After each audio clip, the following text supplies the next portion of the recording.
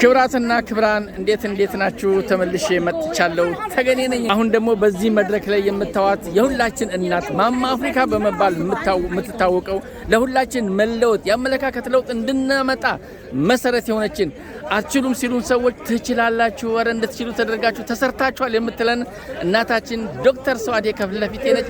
እናቴ ምን ትያለሽ? ምን መልእክት ታስተላልፊያለሽ? ምን ተሰማሽ?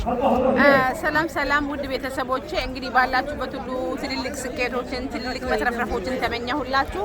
እንግዲህ አሁን የምንገኘው ቻይና ከቤጂንግ 200 ኪሎ ሜትር ላይ የምትገኝ ቲያንጂን ከተማ ውስጥ ነው። ቲያንጂን የምትታወቀው ብዙ ኩባንያዎች ብዙ ኢንዱስትሪያል ፓርክ በመገንባትና በመገንባት ነው የምትታወቀው።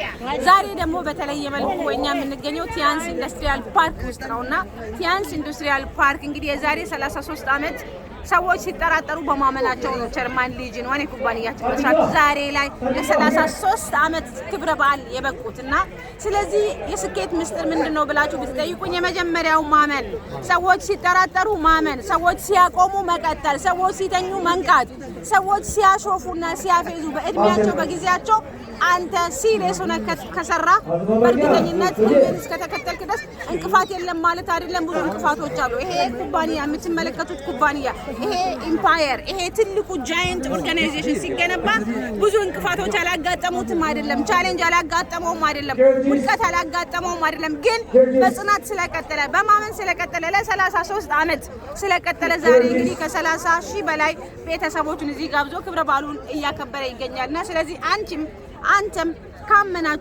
ካመናችሁና ከጀመራችሁና ከጸናችሁና ተስፋ ሳትቆርጡ ከቀጠላችሁ ስኬታማ መሆን የእናንተ ነው። በእርግጠኝነት ቀጣዩን ክብረ በዓል አብረን እንመጣለን። ሲያዘተው ዋው እናቴ ከልብ አመሰግናለሁ። አይታችኋል፣ ድሮ ፈረንጅ ለኛ ብርቃችን ነበረ። እነሱ ደግሞ እኛ ኢትዮጵያ ብርቃቸውን ካጠገባ ፎቶ ሲነሱ ሲረባረቡ አያችሁ አይደል? የሚገርም ነው። ታሪክ እንዲህ ይቀየራል። የይቻላል አስተሳሰብ ይሄንን ያመጣል። እንችላለን። አዎ እንችላለን። እንድንችል አድርጎን እግዚአብሔር ፈጥሮናል። ከማንም በታች አይደለንም። ከማንም የምናንስ አይደለንም። ሰርተን ማሳየት የሚያስችል አቅም ያለን ኢትዮጵያዊ ነን። ስለዚህ ሁላችሁም ከዚህ ካምፓኒ ጋር መስራት ያልጀመራችሁ አሁንም ድህነት ይብቃኝ ካላችሁ እንዲሁ ተቀላቀሉን። እንችላለን ካላችሁ ትችላላችሁ። እንችላለንን ደግሞ በቲዮሪ ብቻ አይደለም ሰርቶ በማሳየት ልክ እንደኛ። አመሰግናለሁ። እንግዲህ በዚህ በ33ኛው ክብረ በዓል ላይ ለመገኘት የረዳን እግዚአብሔር ለሱ ክብር ምስጋና ይሁን። ይህን ሁሉ ሰዎች የምታዩቸው ከተለያየ ሀገር ነው እየመጡ ያሉት። እንግዲህ እንችላለን፣ ትችላላችሁ። ዌልካም